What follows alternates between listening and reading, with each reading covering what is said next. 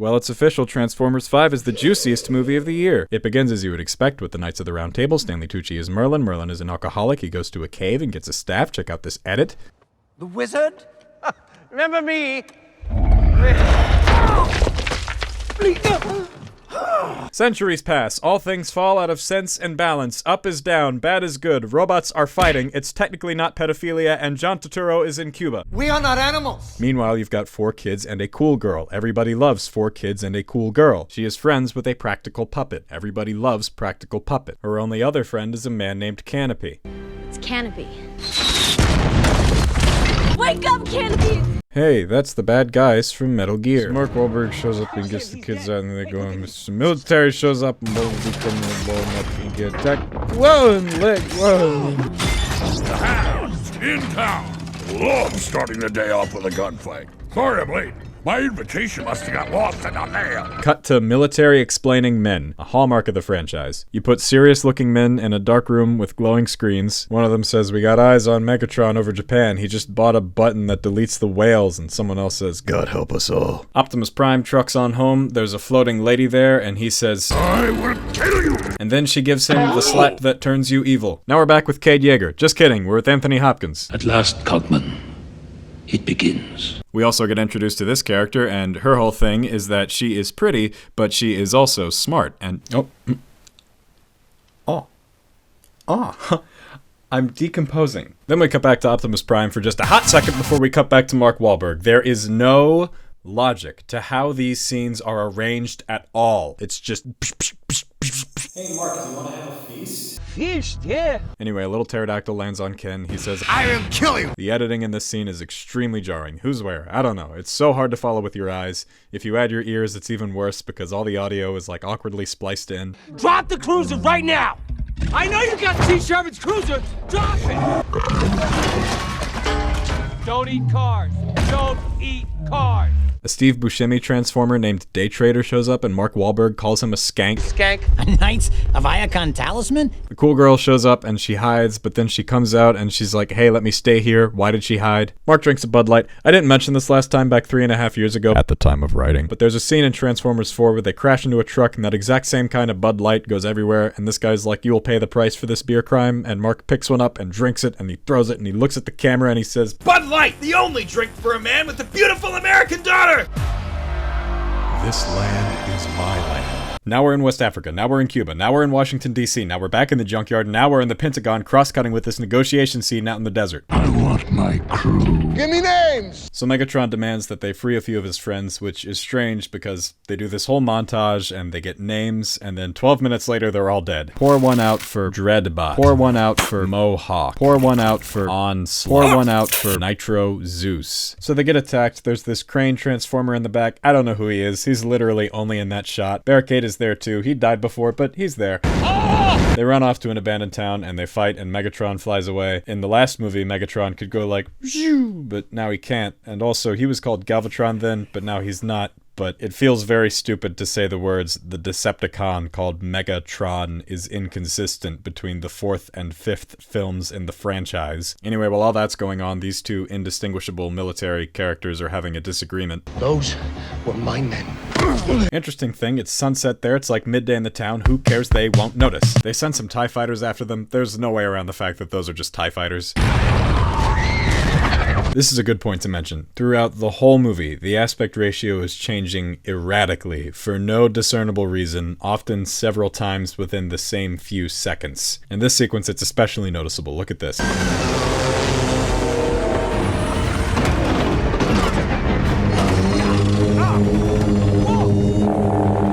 Like, if you have two characters standing still and talking, why would you ever need to film one character with one kind of camera and the other character with another kind of camera? And the color correction and the lighting look completely different and... Just look at this. 3 consecutive shots of Anthony Hopkins and everyone is different. I mean, was this movie filmed by a freaking monkey or something? Where was I? Oh, yeah, anyway, so they go into an elevator and they find Cogman.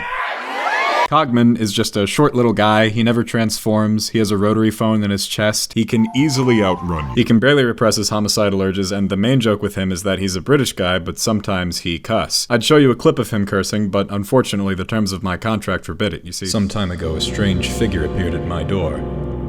And we both stood a long while in silence before he said, "I have come to commission a YouTube video from the esteemed recluse." I replied, "I'm retired," and then I squinted at him and he said, "You will be compensated generously for your work." And he dangled before me a little purse full of rare gems and I snatched it from him and said, "With this I could buy 10 copies of Animal Crossing New Leaf for the Nintendo 3DS. He replied, "That's really none of my concern," and he turned to leave, but before he had made it very far down the hallway, I said, Wait. Who are you anyway? And with his pale and gnarled finger, he pointed over my shoulder, and when I looked back, I saw only my family's old grandfather clock. The time was 6:66 a.m., and when I turned back around, he had vanished.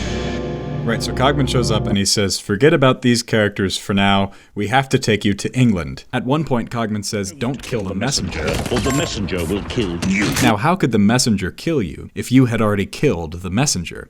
Perhaps Cogman has poison blood. So then there are various characters in different locations re-explaining plot points that we already understand. "Satcom just picked up 2 triangles going over the ocean and fast." Excuse me, sir, I just wanted to point out that it says I have to kill you on the wall behind us. It just seems like a thing worth acknowledging. Well, if that's such a problem, why don't you write a letter to the complaint department? Whippersnapper, go ahead, get a stamp. But then we're in London with the girls, and I myself am a big fan of the girls. Hello. They're a wonderful bunch, and they say things like, "Oi, love, why don't you have a man? You're a beautiful young girl." But old Vivian Wembley is not impressed by men. She's too smart. And they say, "Well, you just haven't met the right Mark Wahlberg yet." Mark Wahlberg met the Pope. Holy Father, please forgive me. Absolution denied. So she meets Mark and she's still not impressed until he takes his shirt off, and then she... Oh, my, sorry. It seems to not be, if you want to. Also, I love all the British characters in this movie because they are so clearly written by Americans. They're constantly saying like... They are, as they say, in a bit of a pickle. And when the British branch of the TRF bursts into a room, they say... British TRF! So here's what we learn over the next 30 minutes of the movie. Vivian is the great-granddaughter of Merlin the Wizard. They need Merlin's staff to stop Quintessa from doing something bad. I think the thing she's trying to do is get Cybertron to attack the Earth, but at one point they say she needs the staff so she can be resurrected, even though she already seems very much alive. At any rate, the whole Earth is in danger. And also, the whole Earth is a transformer named Unicron who has horns. Yes, that's very dumb, but to be fair, in a franchise where the Hoover Dam was like Area 51 and the pyramids were an alien weapon, the logical conclusion would be that the literal entire Earth is a robot. Anyway, they go to a big ship that looks like a thumbtack, and Optimus Prime shows up, but he's evil now. You can tell because he says, "I am Nemesis Prime, and I will kill you." See, before he would say things like, "I am Optimus Prime, and I will kill you." The only really villainous thing Optimus does is take the magic staff and put it in his shirt pocket, and then he fights Bumblebee, but then Bumblebee gets his voice back because it's convenient, and Optimus turns good again, and he says, "I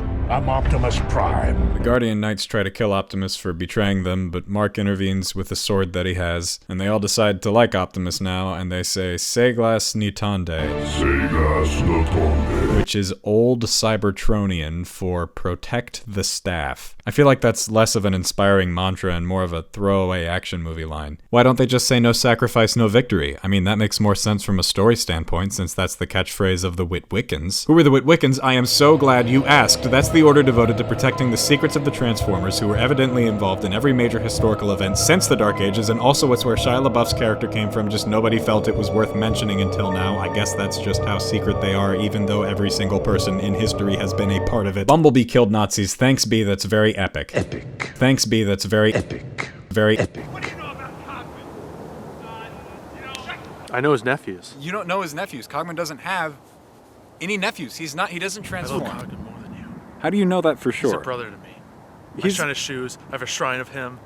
His beautiful arms. His chest plate. I know his shoe size, his t-shirt size. I know how fast he can run. I know how many cogs are in Cogman. Okay, Cogman's biggest cog is his brain.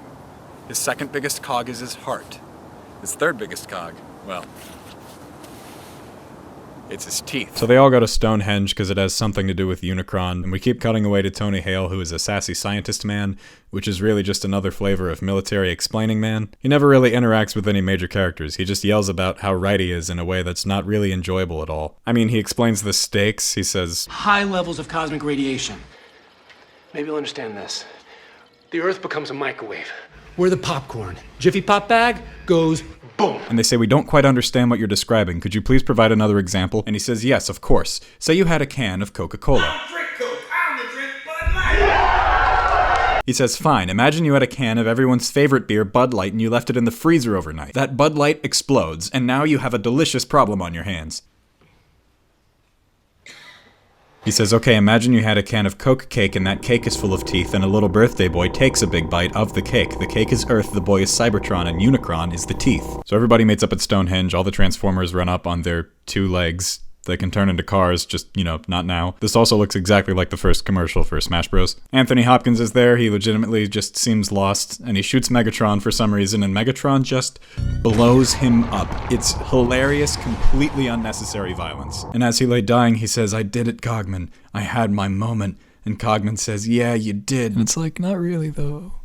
He really kind of died for nothing. So then Optimus gives an inspiring speech about how this will be humanity's finest hour, and about how together they can solve the problems that he created. And then everyone's all attacking the planet and other people are talking about it, and this guy's saying, Delta Sector, go on Bogey 9, I want eyes on that bird and Polaroids on the clock tower. A giant Minotaur transformer turns into 6 Transformers. Optimus Prime says, you ugly mess. You ugly mess. And he cuts all their heads off. In Transformers 5, The Last Night, a giant Minotaur robot called Infernicus splits into 6 smaller Transformers, whom Optimus Prime calls an ugly mess, before decapitating all of them simultaneously. Optimus Prime, the leader of the Autobots, calls Infernicus, a giant robot who is really 6 smaller robots, an ugly mess, before he spin around with sword, slice head clean off of bodies. Infernicus, a bullbot, is declared ugly mess by strong blue truck person, and has the necks separated just in time to have been 6. Signifying the conclusion of his labyrinthine journey, Choptimus lops the tops off the sloppy bottoms. The tall president of Cybertron is fasted surgery, and he shows to the many-headed enemy of him quickly a difference. Then a bunch of stuff happens, and the good guys win. Are you surprised? Me neither. Well, folks, that's about all the patience I've got for that one.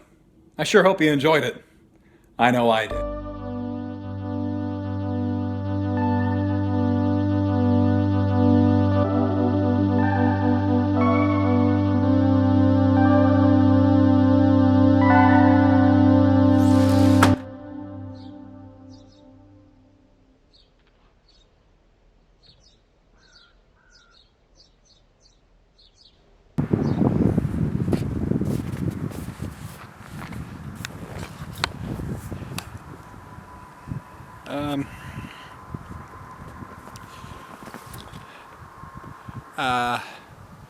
No more movies.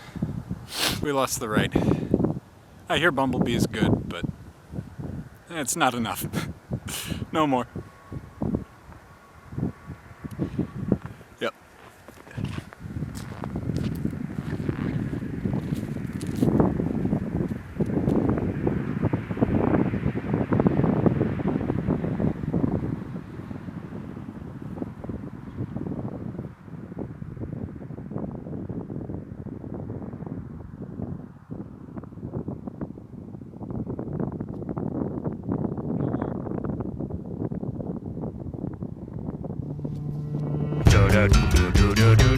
Subscribe. If the chorus sounds like Coldplay. Do you like my sword, my diamond sword?